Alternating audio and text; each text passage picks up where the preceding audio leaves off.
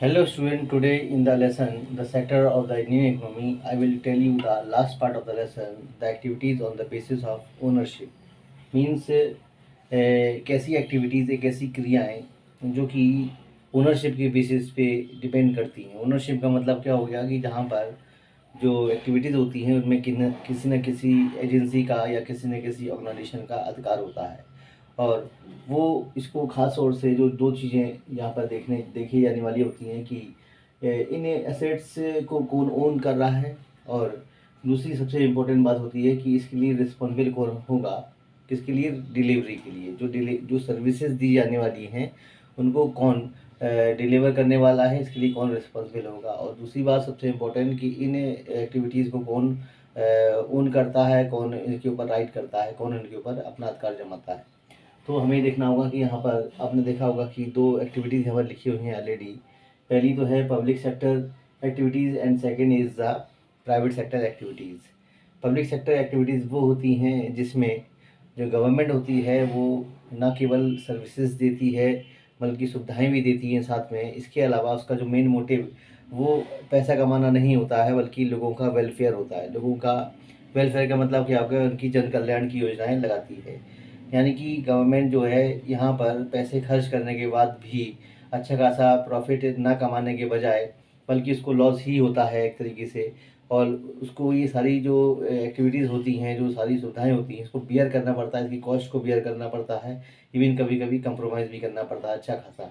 जैसे आजकल आप लोग देख पा रहे होंगे अच्छी तरीके से कि जो सुविधाएं गवर्नमेंट दे रही है उसकी अगर प्राइवेट इंटरप्राइजेस के थ्रू अगर वो जो प्रोड्यूस करें इन चीज़ों को, अगर वो हम इनको अफोर्ड करेंगे तो हमें इनके एवज में बहुत ज़्यादा पैसा देना पड़ेगा। एग्जाम्पल क्या हो सकता है, प्राइवेट जो सर्विसेज होती हैं जो कि हम लोग हायर करते हैं प्राइवेट एजेंसी, जैसे कि स्कूल हो गए या फिर हेल्थ सेंटर हो गए या एजुकेशन सेंटर हो गए। और यदि आप इनको कंपेयर करते हैं प्राइवेट सेक्टर की एक्टिविटीज़ को पब्लिक सेक्टर की एक्टिविटीज़ से, तो आपको पता चल जाएगा कि किस तरीके से जो पब्लिक सेक्टर है वो कैसे हेल्प कर पा रहा है पूरे कंट्री की।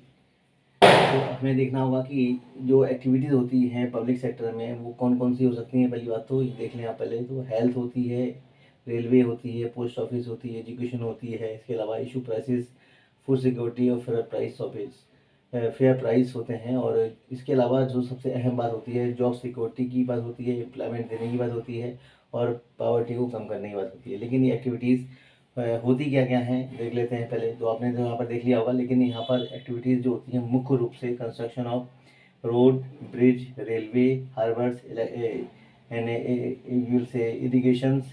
All these activities can be come from the governments because government only provide these activities because जो पब्लिक सेक्टर है वो इन एक्टिविटीज़ को प्रोवाइड नहीं करवा सकता। उसका रीज़न क्या हो सकता है कि अगर ये प्राइवेट सेक्टर ये इन चीज़ों को प्रोवाइड करवाएगा भी तो इसके एवज में जो कॉस्ट मांगेगा बहुत ज़्यादा होगी। वैसे तो देखा जाए एक्टिविटीज़ कुछ एजेंसीज जो होती हैं वो प्राइवेट इंटरप्रेन्योर के थ्रू हो जाती हैं ये सारी एक्टिविटीज़, बट गवर्नमेंट का इसमें कंट्रोल रहता है जिसकी वजह से जो चार्जेस होते हैं वो ज़्यादा हाई नहीं हो पाते हैं।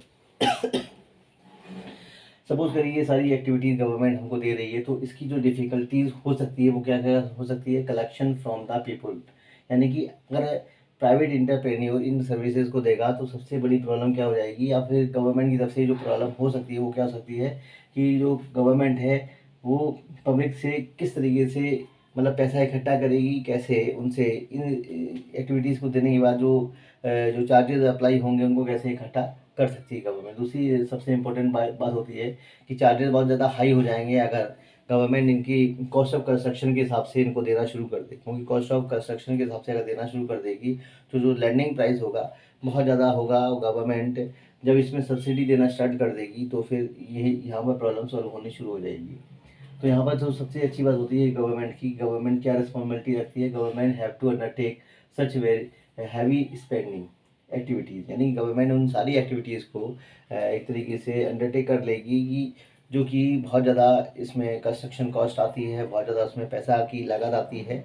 ऐसी कंडीशन में गवर्नमेंट इनको अफोर्ड कर लेगी, फिर इनको प्रोवाइड करेगी भले ही वो कोई भी एक्टिविटीज़ हो। इसके अलावा इंश्योरिटी हो जाएगी to avail all these activities to the all corner of the people of the country. यानी कि गवर्नमेंट की सबसे बड़ी बात होती है पब्लिक सेक्टर में जब एक्टिविटीज़ दी जाती हैं तो गवर्नमेंट इन सारी एक्टिविटीज़ को नोक एंड कॉर्नर तक के लोगों तक पहुंचाती है। वो अलग बात है कि 100% जो प्रोपोर्शन होता है पॉपुलेशन का वो इन फैसिलिटीज़ को नहीं एंजॉय कर पाता। उसके रीज़न बहुत सारे हो सकते हैं, डेमोक्रेसी में इसके रीज़न हम लोग देख सकते हैं अच्छी तरीके से। इसके अलावा जो सबसे अच्छी बात होती है प्राइवेट पब्लिक सेक्टर की, वो क्या होती है, रेज मनी थ्रू टैक्सेस, यानी कि जो पैसा होता है वो टैक्सेस के थ्रू और जो एक्सपेंसेस होते हैं सर्विसेज के थ्रू, उसमें पैसा गवर्नमेंट क्या करती है, रेज कर लेती है। रेज करने का मतलब होता है यहाँ पर कि गवर्नमेंट यहाँ पर पैसा इकट्ठा करती है। किससे? जब हम सर्विसेज को एंजॉय करेंगे तो उसके बदले में हम कुछ पैसा देंगे, जिस पैसे को हम लोग क्या बोल सकते हैं, टैक्स। ठीक है ना। दूसरी बात क्या होती है, गवर्नमेंट यहाँ पर कोई भी प्रॉफिट नहीं कमाने वाली होती है। तो ऐसी कंडीशन में जो गवर्नमेंट जो फैसिलिटीज़ देगी वो ना केवल प्राइवेट सेक्टर को हेल्प कर रही है, बल्कि जो भी दूसरी इंडस्ट्रीज़ हैं उनको भी सपोर्ट इसमें मिल पा रहा है। जैसे कि एजुकेशन सेक्टर में अगर देखा जाए तो रनिंग प्रॉपर स्कूल, ये तो सबसे इम्पोर्टेंट बात होती है। दूसरी, प्रोवाइडिंग क्वालिटी एजुकेशन, ये गवर्नमेंट के अंडर में आता है। Elementary education up to the 14 years student have the right to get the proper free education. So ये बहुत अच्छी एक्टिविटीज़ दिखेंगी। फिर हेल्थ में देख लेते हैं, control IMR rate. IMR rate का मतलब क्या हो गया कि इन्फेंट मोर्टेलिटी रेट, यानी कि जो बच्चे होते हैं वो 1 साल से ज़्यादा की लाइफ अगर एंजॉय नहीं कर पाते हैं तो उसको हम IMR रेट बोल सकते हैं। इसमें उड़ीसा, जो हरियाणा है, दूसरे जो स्टेट हैं वो बहुत ज़्यादा आगे हैं, जबकि केरल का रिकॉर्ड बहुत अच्छा देखा जाता है। उसमें 12-13 बच्चे ही मतलब मर पाते हैं पूरे साल में, जबकि उड़ीसा और हरियाणा में इसका रेट जो है वो 40-50 तक देखा जाता है। जबकि अगर हम बात करें हेल्थ में तो गवर्नमेंट यहाँ पर ड्रिंकिंग वाटर को प्रोवाइड करवाती है, हाउसिंग फैसिलिटीज़ प्रोवाइड करवाती है।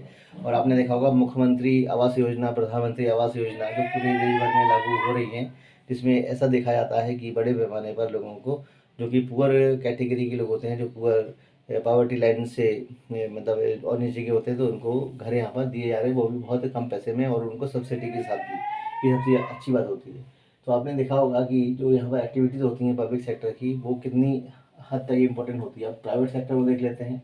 इसमें जो एक्टिविटीज़ होती हैं उसमें जो यूनिट होती हैं, जिसको यानी Tata iron steel corporation of India, then Reliance, यानी कि रिलायंस इंडिया लिमिटेड। तो ये जो एक्टिविटीज़ होती हैं इसमें जो सबसे इम्पोर्टेंट बात देखी जाती है कि paying the huge sums of money और अर्न प्रॉफिट। दूसरा होता है सबसे ज़्यादा इसमें पैसा की लागत आती है अगर हम इन सर्विसेज को जो है मतलब यूज़ करेंगे, एंजॉय करेंगे। इसके अलावा सपोर्ट बाई पब्लिक सेक्टर। अब सपोर्ट जो होता है पब्लिक सेक्टर का वो प्राइवेट सेक्टर को प्राइवेट सेक्टर का जो सपोर्ट होता है पब्लिक सेक्टर को मिल जाता है। जैसे कि जैसे आपने देखा होगा कि पब्लिक सेक्टर कैसे एंजॉय करे, मतलब कंट्रीब्यूट करेगा, इनकरेज कंटिन्यू प्रोडक्शन बिजनेस, यानी कि जो प्राइवेट सेक्टर है वो तभी बिजनेस को कंटिन्यू कर पाएगा, तभी प्रोडक्शन को कंटिन्यू कर पाएगा जब तक गवर्नमेंट का यहाँ पर सपोर्ट ना मिले। सपोज करो यहाँ पर कोई यूनिट लगी हुई है और यहाँ पर कोई यूनिट जो है वो प्रोडक्शन कर रही है, लेकिन जब तक सड़कें नहीं बनेंगी, जब तक इलेक्ट्रिसिटी फ्री में नहीं दी जाएगी या सब्सिडी भी नहीं दी जाएगी, तब तक वो यूनिट जो है वो कैसे काम कर पाएगी। इसके अलावा कोल्ड स्टोरेज, इसके अलावा बहुत सारी ऐसी चीज़ें हैं जो पब्लिक सेक्टर प्रोवाइड करवाता है। तो जैसे कि सपोज करिए selling electricity at the cost of generation में push the cost of production. ऐसी कंडीशन में जो अगर चार्जेस इस प्रकार से लिए जाएंगे इलेक्ट्रिसिटी की तो प्रॉब्लम हो सकती है बहुत सारे लोगों को। स्मॉल स्केल यूनिट जो होती है वो शट डाउन हो सकती हैं। तो गवर्नमेंट जो होती है इसके जो कॉस्ट होती है इसको भी वहन करती है, इसको भी बियर करती है, जिसकी वजह से ये सारी प्रॉब्लम सॉल्व हो सकती हैं। आपने देखा होगा गवर्नमेंट जो होती है वो प्रोवाइड करती है इन सारी फैसिलिटीज़ को सारे लोगों तक के लिए, ठीक है ना। और सबसे इम्पोर्टेंट बात होती है प्राइवेट सेक्टर जो होता है वो गवर्नमेंट के साथ कंधे से कंधा मिला के ही आगे चल पाता है। और सबसे जो इम्पोर्टेंट बात देखी जाती है यहाँ पर हमें क्वालिटी तो मिलती है जिसकी इंश्योरिटी भी मिलती है, लेकिन उसकी हमें कीमत चुकानी पड़ती है। किस रूप में? हमें बहुत ज़्यादा पैसा इसके लिए एवज में देना पड़ता है। तो गवर्नमेंट का भी सपोर्ट इसमें है, पब्लिक सेक्टर का भी सपोर्ट इस दोनों में से है। इसके अलावा दो और एक्टिविटीज़ होती हैं जो कि हम लोग ओनरशिप में इस लेसन में नहीं हम लोगों ने टर्म देखा है। ये दो एक्टिविटीज़ और हैं, जैसे कि joint sector activities, public sector, private sector, joint sector, and second fourth number is the you से कोऑपरेटिव सेक्टर। जो ये कोऑपरेटिव सेक्टर होता है ये भी ओनरशिप बेस्ड एक्टिविटीज़ है। जॉइंट सेक्टर भी जो होता है वो ओनरशिप बेस्ड एक्टिविटीज़ है, लेकिन ये बहुत ज़्यादा अच्छी तरीके से इकोनॉमिक्स लेसन में नहीं दी गई, बल्कि ज्योग्राफी में आप इसको देख सकते हैं। जॉइंट सेक्टर का मतलब क्या हो गया, जैसे कि ऑयल इंडिया लिमिटेड है, ये एग्जांपल हो सकता है जॉइंट सेक्टर का, जिसमें कि गवर्नमेंट जो होती है कुछ असेट्स जो होते हैं प्राइवेट सेक्टर के वो ओन कर लेती है, जिसकी वजह से अब प्राइवेट सेक्टर है वो लिमिटेड में आ गया, यानी कि गवर्नमेंट का इसमें कंट्रोल हो गया। ठीक ना। दूसरी बात है, जो कोऑपरेटिव सेक्टर होता है इसमें जो एक्टिविटीज़ होती हैं वो ओनरशिप बेस्ड होती है, बट इसमें सप्लायर और प्रोड्यूसर दोनों एक साथ मिलकर काम करते हैं, यानी कि प्रॉफिट भी एक साथ शेयर करेंगे और लॉस को भी एक साथ शेयर करेंगे। तो ये कोऑपरेटिव सेक्टर जो होता है आजकल, जैसे कि एग्रीकल्चर बेस्ड इंडस्ट्रीज़ होती हैं, एक्टिविटीज़ होती हैं, उस पर बहुत ज़्यादा सक्सेसफुल तरीके से दिखाई दे रहा है। जैसे आप लोग देख रहे हैं डेयरी इंडस्ट्रीज़, तो ऐसी बहुत सी एक्टिविटीज़ होती हैं जो ओनरशिप बेस पे देखी जा सकती है। तो आपने ये समझा हुआ अच्छी तरीके से कि किस तरीके से जो पब्लिक सेक्टर है और जो प्राइवेट सेक्टर है दोनों आपस में कैसे मतलब आगे बढ़ पा रहे हैं और कैसे देश को आगे बढ़ा पा रहे हैं, ठीक है ना। और इनके बीच में जो डिफरेंसेस है वो किस प्रकार का आपने देखा है। तो जो प्राइवेट सेक्टर है और जो पब्लिक सेक्टर है, इन दोनों की एक्टिविटीज़ ओनरशिप बेस्ड हैं। एक वेलफेयर की पॉलिसीज़ को ऑपरेट करता है और एक क्वालिटी बेस्ड एक्टिविटीज़ को प्रोवाइड करवाता है। तो दोनों के बीच में फ़िलहाल ये मुख्य रूप से अंतर देखा जाता है। वेलफेयर प्रोग्राम को ओरिएंट कौन करते हैं, पब्लिक सेक्टर, और क्वालिटी बेस्ड प्रोग्राम को कौन ओरिएंट करते हैं, प्राइवेट सेक्टर। तो ये आपके लिए समझने वाली बहुत आसान सी बात हो जाएगी, ठीक है स्टूडेंट। तो आपको मुझे उम्मीद होगी कि आपने ये टॉपिक को बहुत अच्छी तरह समझा होगा। अगर कोई प्रॉब्लम होती तो आप मुझे निश्चित रूप से कमेंट करें, शेयर करें मेरे वीडियो को। अगर इसमें कोई प्रॉब्लम आ सकती है तो आप निश्चित रूप से कमेंट आपको करना चाहिए, लाइक्स भी करें मेरे वीडियो को, जिससे कि लोगों तक ये पहुंच सके। और जो भी ये लेसन फ़िलहाल ख़त्म हो चुका है, लेकिन उसमें कुछ चीज़ें और हैं जो बची हुई हैं, जो कि दूसरे मतलब स्टडी या सम अप है चीज़ें, उनको हम देख सकते हैं। कुछ टेबल्स हैं, टेबल बेस्ड कुछ डिस्कशन है, उनको भी दिया गया है लेसन में। तो टेबल बेस्ड डिस्कशन को भी यहाँ पर देखा जा सकता है। मैं आपके नेक्स्ट वीडियो में आपको ये ज़रूर दिखाऊंगा, ठीक है स्टूडेंट। तो thank you to listen me and watching me.